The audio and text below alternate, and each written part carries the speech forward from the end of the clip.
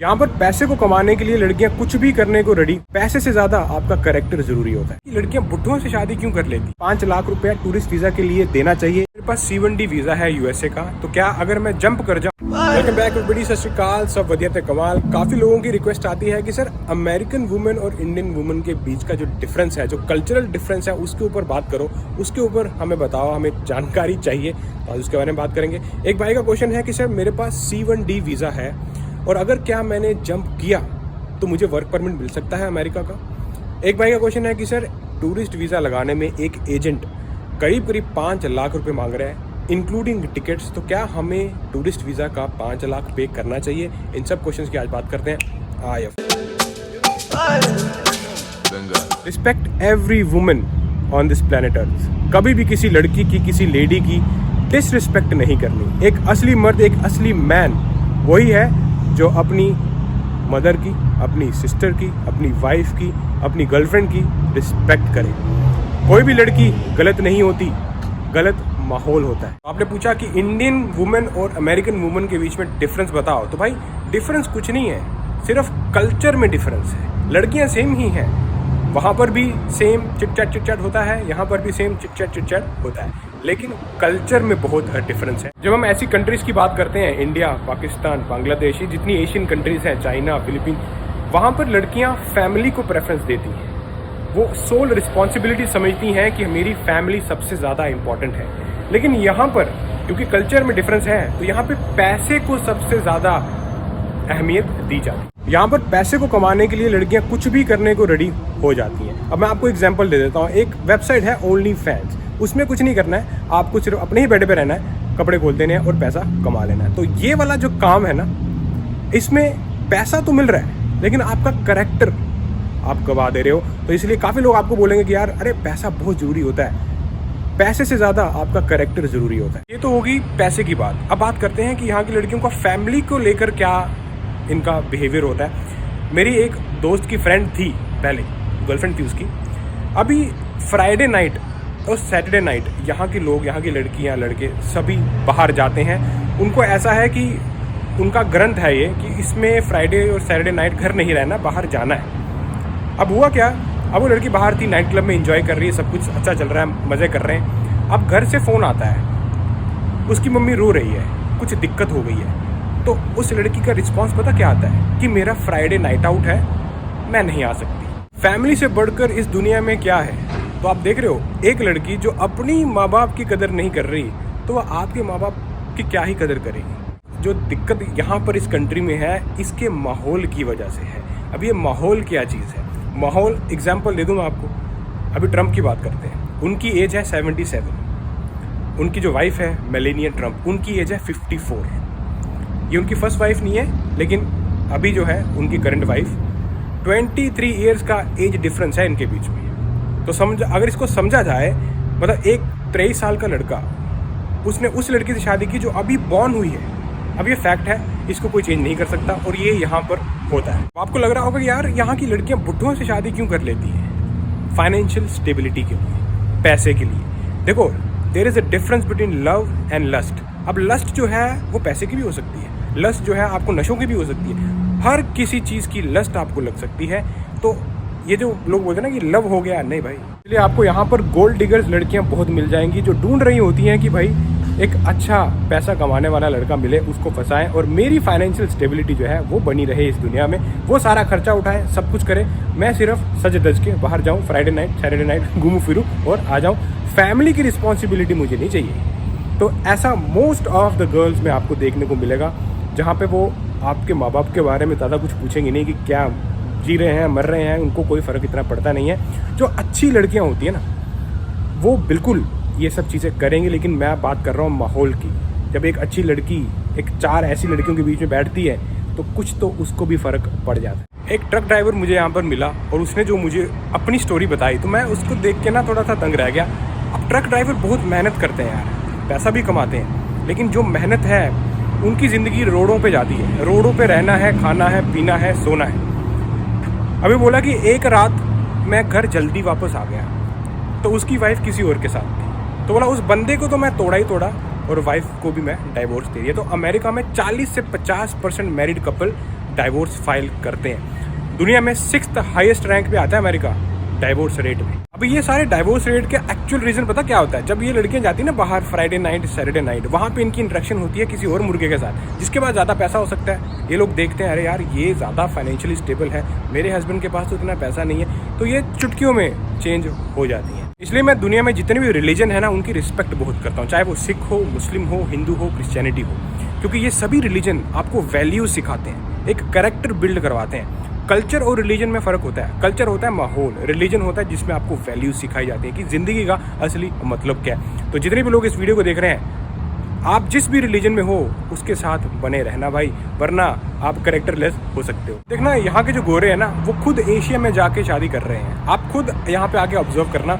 और जब उनसे बात करोगे तो वो यही कहते हैं कि यहाँ एशियन लड़कियों में फैमिली रिस्पॉन्सिबिलिटी वाला जो फैक्टर है वो बहुत ही तगड़ा है, वो अपनी फैमिली को लेकर चलती हैं। यहाँ की लड़कियाँ थोड़ा सा भी पैसा ज़्यादा आ जाए तो कहीं और भटक सकती हैं। भी अगर अमेरिका आते हो और अगर आप भी अपनी गर्लफ्रेंड बनाना चाहते हो, वाइफ सेलेक्ट करना चाहते हो, थोड़ा वाइसली करना, थोड़ा समझ के करना, टाइम लेकर करना, क्योंकि अक्सर लोग गलती कर लेते हैं और फिर बाद में डाइवोर्स के पेपर फाइल करने पड़ते हैं। एक चीज़ ज़िंदगी में हमेशा याद रखना, जितने भी लड़के, जितने भी मैन सुन रहे हैं इस वीडियो को, ऑलवेज रिस्पेक्ट गर्ल्स, चाहे वो आपकी वाइफ हो, सिस्टर हो, गर्लफ्रेंड हो, कोई भी हो, क्योंकि लड़कियों का इस सोसाइटी में बहुत ही बड़ा इंपॉर्टेंट रोल होता है, और कभी भी उनके साथ डिसरिस्पेक्टफुली बात ना करें। एक भाई का क्वेश्चन है कि सर मेरे पास C1D वीज़ा है यूएसए का, तो क्या अगर मैं जंप कर जाऊं अमेरिका में मुझे वर्क परमिट मिल जाएगा, क्या मैं यहाँ पे काम कर सकता हूँ? तो पहले तो ये C1D वीज़ा होता क्या है उसके बारे में समझते हैं। जितने भी लोग शिप्स पे, जहाज़ पे काम करते हैं, एयरप्लेन पे, फ्लाइट्स पे काम करते हैं, जिनका अमेरिका आना जाना रहता है, उनको C1D वीज़ा लगाना होता है, क्योंकि उसके बिना आप अमेरिका एंटर नहीं कर सकते। जब आपका C1D वीज़ा आ गया, करीब 5 साल का वीज़ा होता है, तो ये बेसिकली क्रू मैन वीज़ा है। जितने भी लोग शिप्स पे काम करते हैं वो जब अमेरिका आते हैं तो उनको शोर लीव मिलती है, वो बाहर घूमने जा सकते हैं इसी वीज़ा की वजह से। तो जब तक आपका जहाज़, आपका एयरप्लेन इस कंट्री में है, तब तक आप बाहर घूम सकते हो और घूमने के बाद वापस आकर जा सकते हो। लेकिन अभी भाई का क्वेश्चन है कि अगर मैं जंप कर गया, मैं वापस आया ही नहीं अपने जहाज़ पे, अपने प्लेन पे, तो क्या मैं वर्क परमिट में उस C1D वीज़ा को चेंज कर सकता हूँ? तो भाई ऐसा कोई डायरेक्ट तरीका नहीं है कि आप अगर जंप कर जाओ और आपको यहाँ पे अमेरिका जो है वर्क परमिट दे देगा। लेकिन कुछ लोग क्या करते हैं, जिनको जेन्युइन प्रॉब्लम होती है अपनी कंट्री में, वो असाइलम के लिए अप्लाई करते हैं। उसके दौरान आप जो है वर्क परमिट ले सकते हो। जब आपका सब कुछ अप्रूवल आ जाए, सब कुछ आ जाए, तो आप उस वीज़ा को वर्क परमिट में कन्वर्ट कर सकते हो, सिर्फ़ और सिर्फ इमिग्रेशन लॉयर को मिलने के बाद, और अगर आपको कोई जेन्युइन दिक्कत थी अपनी कंट्री में तो असाइलम लगाने के बाद। अदरवाइज़ ऐसा और कोई तरीका डायरेक्ट नहीं है कि आप जंप करके। पहले तो मैं बिल्कुल रिकमेंड नहीं करता किसी को कि ऐसा काम करें, बिल्कुल भी ये अलाउड नहीं है। आपको क्या, आपको फ़ाइन पड़ सकता है, आपकी कंपनी को फ़ाइन पड़ सकता है अगर पकड़े गए, वगैरह वगैरह बहुत सारी होते हैं। और पास में काफ़ी लोगों ने ऐसा किया है, इसलिए इस भाई ने मेरे को ऐसा क्वेश्चन किया, तो मैं आपको बता रहा हूँ। ऐसा काम करने से अच्छा है मैं आपको दूसरा एक प्रपोजल देता हूँ। आपके पास C1D वीज़ा है, आप यूएसए का B1 B2 वीज़ा के लिए अप्लाई करो। B1 B2 वीज़ा होता है टूरिस्ट वीज़ा। तो जैसे कि आपके पास C1D वीज़ा ऑलरेडी है, आप कभी अमेरिका आए और उसके बाद आप वापस चले गए अपनी कंट्री में, तो इससे आप ये चीज़ बता रहे हो कि मैं लॉ को रिस्पेक्ट करता हूँ। अमेरिका के लॉ को आपने तोड़ा नहीं, आपने जंप नहीं किया, आपने भागे नहीं, आप वापस अपनी कंट्री गए।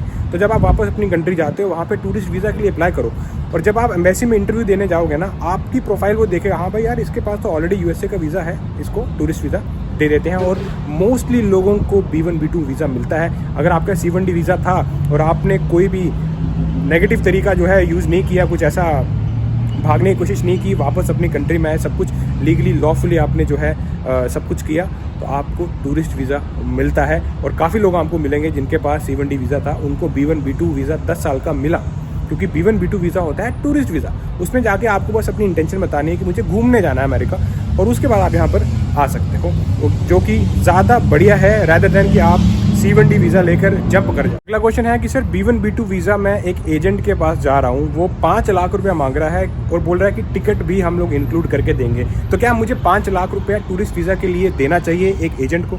तो सबसे पहले तो मैं आपको बताना चाहूँगा कि आप जब खुद रिसर्च करोगे तो आपको समझ में आएगा कि जितने एजेंट लोग बैठे हुए हैं ना, ये एक्चुअली स्कैम ही करते हैं। अब स्कैम कैसे करते हैं मैं आपको समझाता हूँ।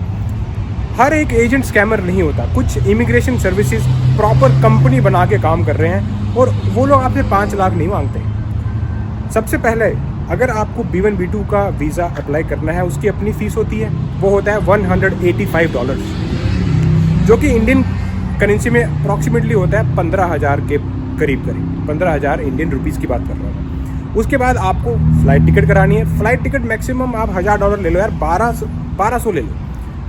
आने की जाने की बात करेंगे तो करीब करीब होता है 2 लाख इंडियन रुपीज़। तो करीब करीब हो गया 2.25 लाख रुपया जो आपको लगाना होता है इस वीज़ा को पाने के लिए।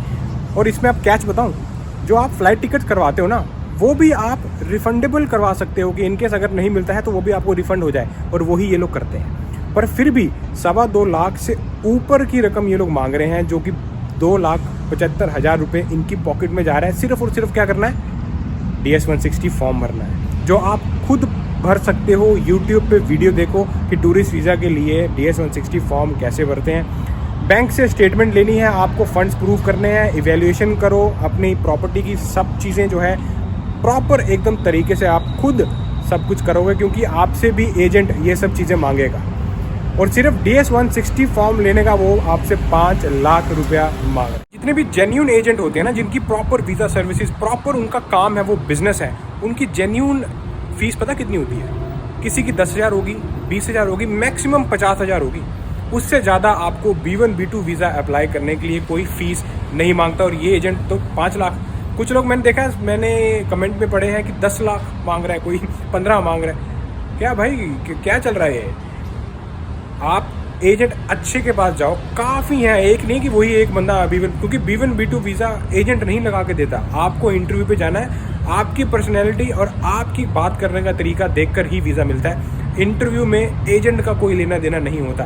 एजेंट लोग सिर्फ DS-160 फॉर्म भरते हैं, और जो भी रिक्वायर्ड डॉक्यूमेंट्स होते हैं वो आपको लिस्ट पकड़ा देंगे कि भाई ये डॉक्यूमेंट ले आओ, और आपका वीज़ा अप्लाई कर देंगे। लग गया तो आप 5 लाख दे देना, नहीं लगा तो आपकी मर्जी। और हाँ, कभी भी किसी भी एजेंट को पहले पैसा नहीं देना। उनकी कुछ फीस है, फाइलिंग फीस होती है 5,000, 10,000, 15,000, वो दे सकते हो। पर जो बंदा बोल रहा है ना 5 लाख रुपया दे दो, नहीं, उसको बोलना जब वीज़ा लग जाएगा उसके बाद दे देंगे। पर पहले कभी भी किसी एजेंट को पैसा नहीं देना। सिर्फ उनका फाइलिंग, जो उनका भी टाइम लग रहा है यार, जितने भी प्रॉपर जेन्यून एजेंट लोग हैं, जो लोग काम करते हैं, आपके जितने भी पेपर है उस पर उन्होंने काम करना है, फाइलिंग करनी है, बहुत कुछ है। तो 10 से 15,000 ना 20,000 रुपया जो है लोग लेते हैं, मैंने देखा है। पर अगर कोई बंदा बोल रहा है ना 5 लाख दे दे, तो समझ लेना स्कैम है, उसने कुछ नहीं करना है, बेसिकली आपसे आपका पैसा ले रहा है। तो काफ़ी ज़्यादा एजेंट लोग इंडिया में हैं। अच्छे एजेंट के पास जाओ, जिनकी बड़ी कंपनी है, जो कि इतना रेट नहीं मार रहे। आपका पैसा भी ज़रूरी है, क्योंकि वीज़ा और पैसे का कोई लेना देना नहीं है। वीज़ा तभी लगेगा जब आपकी पर्सनैलिटी को देखकर वो वीज़ा ऑफिसर बोले हाँ भाई ये बंदे पे मेरे को भरोसा लग रहा है, इसको वीज़ा दे देता हूँ। एजेंट का इसमें कोई भी काम नहीं होता। टूरिस्ट वीज़ा सबसे सस्ता वीज़ा होता है। अगर आप एक्चुअल में उसको अच्छे से रिसर्च करो ना, उसके बारे में जानो, इससे सस्ता वीज़ा अमेरिका में आने का है ही नहीं।